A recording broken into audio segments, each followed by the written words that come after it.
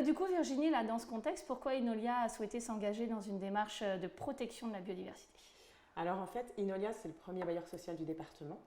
Et à ce titre-là, en fait, on construit, on aménage des bâtiments pour nos locataires et on va exercer des pressions pour la biodiversité, à la fois sur le végétal, sur les oiseaux, etc. Et l'idée aujourd'hui, c'est d'intégrer ces préoccupations, de limiter cette pression. On a une responsabilité et d'intégrer la biodiversité dans nos préoccupations et donc d'avoir une démarche qui intègre effectivement tous ces sujets. Et dans cette démarche-là, tu vas nous accompagner. Est-ce que tu peux te présenter? Oui, donc j'ai créé Biodiversity Up. L'objectif, c'est de cohabiter harmonieusement entre la vie quotidienne des humains, continuer à se développer économiquement et socialement et valoriser la biodiversité. Toi qui nous accompagnes pour établir un plan d'action, oui. Est-ce que tu peux décrire les grandes lignes justement, comment ça va se passer? Alors l'objectif, c'est que tout le monde puisse participer, donc on va avoir 3 grandes étapes. Donc il y a la première étape qui est l'analyse, donc là on voit tout le contexte, tout ce qui se passe ailleurs, tout ce qu'on peut faire au top du top.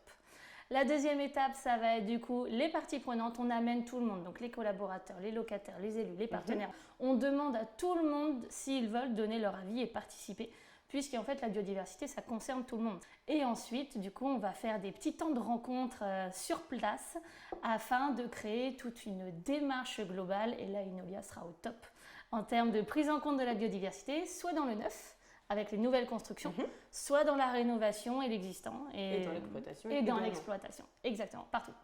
Ok. Et donc là, ce temps-là, effectivement, qu'on mène ensemble, c'est à partir de septembre justement, avec d'abord le questionnaire pour les collaborateurs. Donc c'est un questionnaire qu'on va envoyer qui est dématérialisé et complètement anonyme.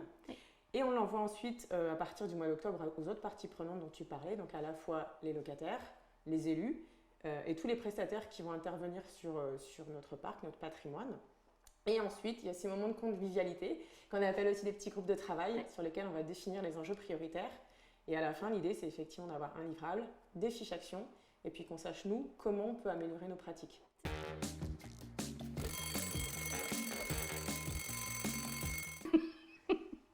Tu t'enflammes.